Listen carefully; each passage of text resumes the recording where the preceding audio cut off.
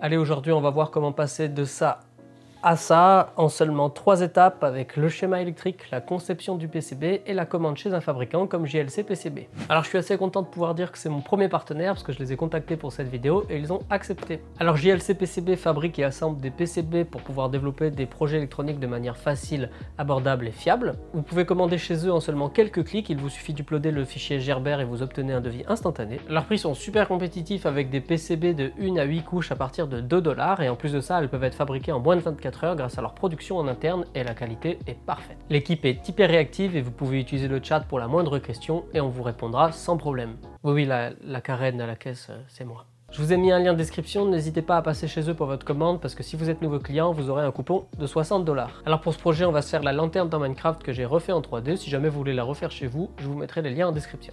Donc nous voilà sur EasyEDA. Ici, on commence par créer un nouveau projet en allant dans Fichier, Nouveau, puis Projet. On peut le nommer comme on veut, ici lanterne Minecraft.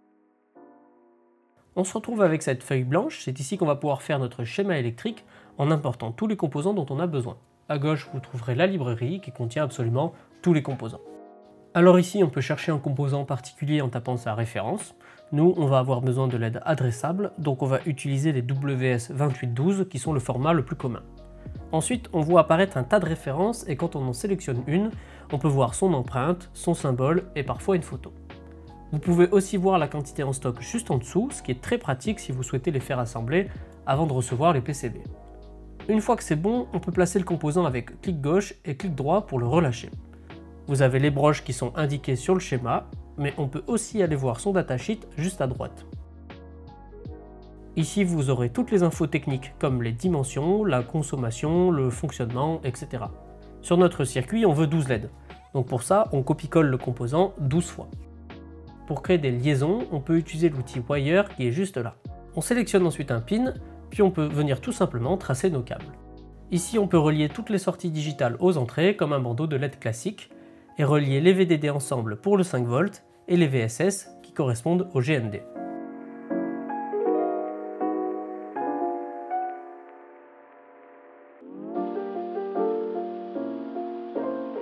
Après ça, nous, on va avoir besoin d'un contrôleur. Donc pour ça, on retourne dans la librairie et ici, on vient chercher l'ESP8266 D1 MIDI. Par contre, cette fois, on va se rendre dans la catégorie contribution des utilisateurs. C'est ici que l'on trouvera des composants ou des modules créés par des utilisateurs qu'on ne peut pas faire assembler, mais qui nous permettront d'avoir l'empreinte sur la PCB pour le souder nous-mêmes. Une fois qu'on trouve celui qui nous convient, on peut cliquer sur l'empreinte à droite pour voir si les dimensions sont correctes. Une nouvelle page s'ouvre et ici on peut changer l'unité de mesure pour passer en millimètres et cliquer sur ce petit bouton en haut pour faire apparaître les dimensions et donc les comparer avec celles du fabricant. Une fois que le composant est placé, on va pouvoir le connecter au LED. Pour ça, on va utiliser l'outil port de liaison qui va nous permettre de créer des liaisons sans dessiner de câbles et éviter d'avoir un schéma illisible. Donc nous, on va relier la sortie D4 au pin Digital In de la première LED. Pour que la liaison se fasse, il suffit simplement de les renommer avec le même nom. Après ça, de nouveau dans la librairie, on va rajouter un contrôleur de charge TP4056 pour pouvoir ajouter une batterie. Donc comme pour le D1 Mini, on va dans Contribution des utilisateurs et on vérifie les dimensions avant de le placer. Ensuite, on va relier toutes les masses ensemble et toutes les pistes 5 volts comme avec le port liaison, mais cette fois avec un icône spécifique qu'on retrouve juste ici.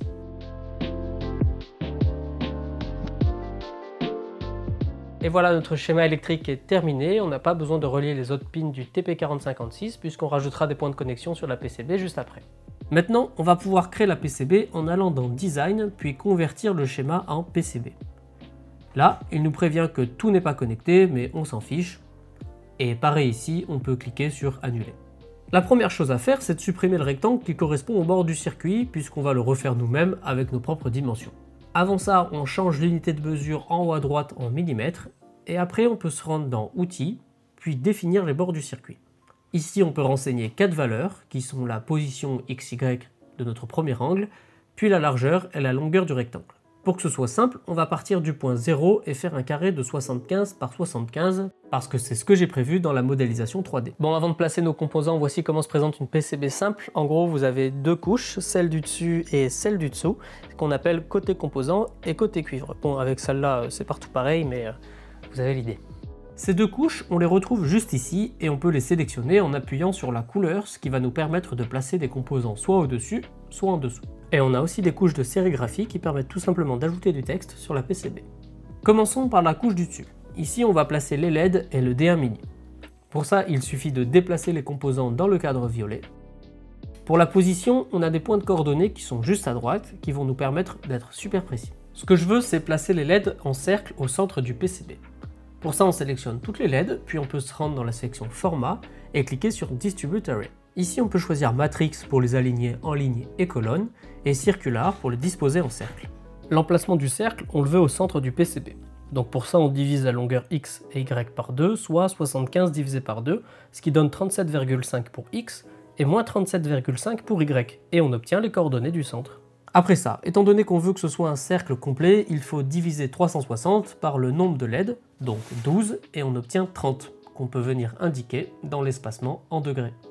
Et pour le rayon du cercle, on va choisir 30 mm, mais ça on peut ajuster comme on veut.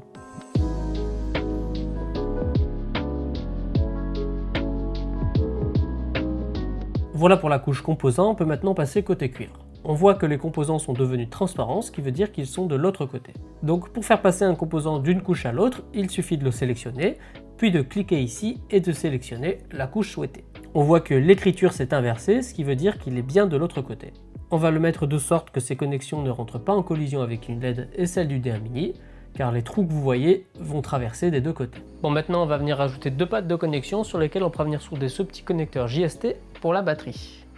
Pour ça, on a une palette d'outils juste ici où on peut sélectionner pad et en poser deux sur le PCB en faisant attention de les séparer avec le même écart que votre connecteur.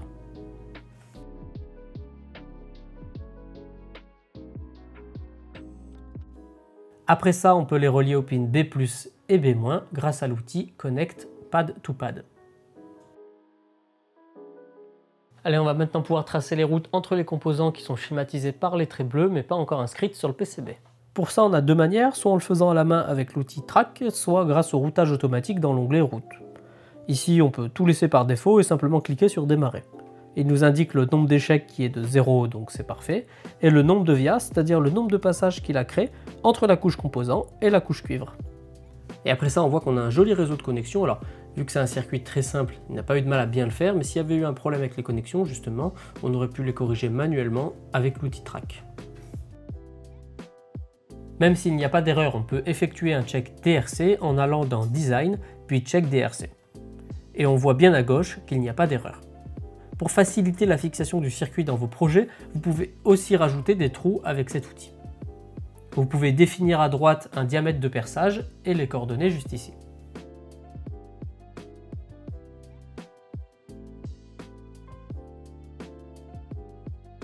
Et voilà, le PCB étant terminé, on peut maintenant passer commande. Pour ça, il va falloir exporter ce qu'on appelle le fichier Gerber, qui contient les informations du PCB, et deux autres fichiers qui concernent le placement des composants.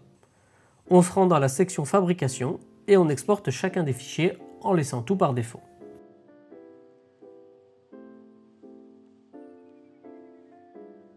Une fois que c'est bon, on peut aller sur le site de JLC PCB, et ici on peut directement glisser le fichier Gerber sous forme de zip. Après ça, on se retrouve avec un tas d'infos, mais rien de compliqué.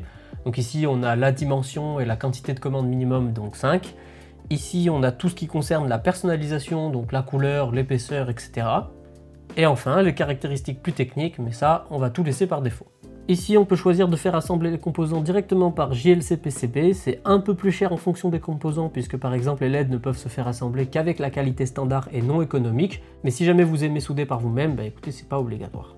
Bon, pour la livraison, tout dépend du temps que vous avez, le prix change. Après, même le moins cher, c'est pas aberrant. Par exemple, sur les deux commandes que j'ai fait, j'ai dû attendre 14 jours après expédition. Donc ça va, ça vous laisse le temps de regretter votre projet et de réaliser les erreurs trop tard. Après ça, on peut cliquer sur Next. Ici, vous avez un récap du PCB. Ensuite, vous pouvez envoyer les deux autres fichiers qu'on a exportés juste avant, donc le BOM et le Pick and Place. Ici, vous pouvez cocher les composants disponibles pour l'assemblage. Là, il précise que l'ESP8266 n'est pas sélectionné, mais c'est normal, c'est un composant utilisateur, donc on clique sur Do Not Place. Après ça, de nouveau un récap du PCB avec cette fois une vue 3D. Et une fois que c'est bon, on se retrouve avec le détail du prix. Donc comme je disais, vu qu'on est en qualité standard pour l'assemblage, c'est plus cher que le prix annoncé au début. Et bien maintenant, il ne vous reste plus qu'à l'ajouter au panier et passer commande. Bon, par contre, dans le calcul, il n'y a pas les frais de douane et de livraison, mais ça...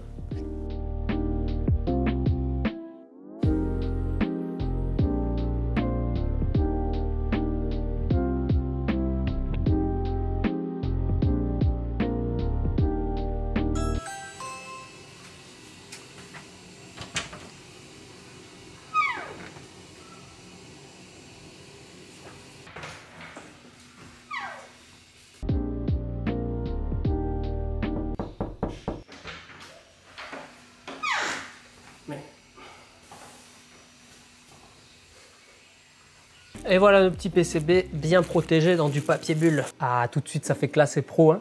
Allez, c'est parti, on va souder et tester.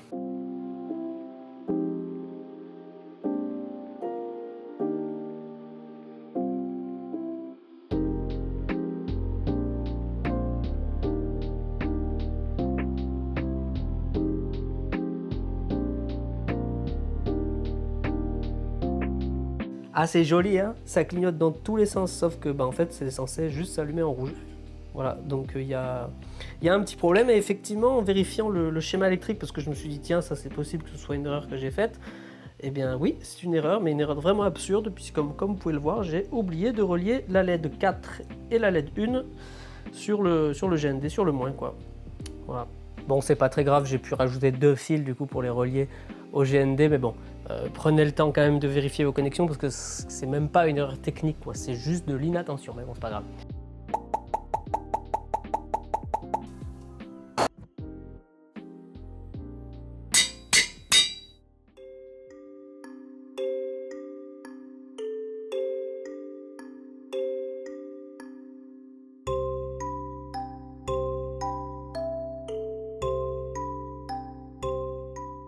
Bon, comme dit, c'est un circuit très simple, hein, mais rien ne vous empêche d'ajouter par exemple une résistance pour mesurer le niveau de batterie, des broches pour ajouter un interrupteur, ou même créer votre propre microcontrôleur sur mesure, puisque vous pouvez faire n'importe quelle pièce sur mesure pour l'adapter à n'importe quel projet. En tout cas, j'espère vraiment que cette vidéo vous a donné envie de faire vos propres circuits et que les explications étaient assez claires. Si c'est le cas, n'hésitez pas à me le faire savoir en laissant un petit j'aime ou un petit commentaire, ça fait toujours plaisir. Et moi je vous dis à bientôt pour la prochaine vidéo.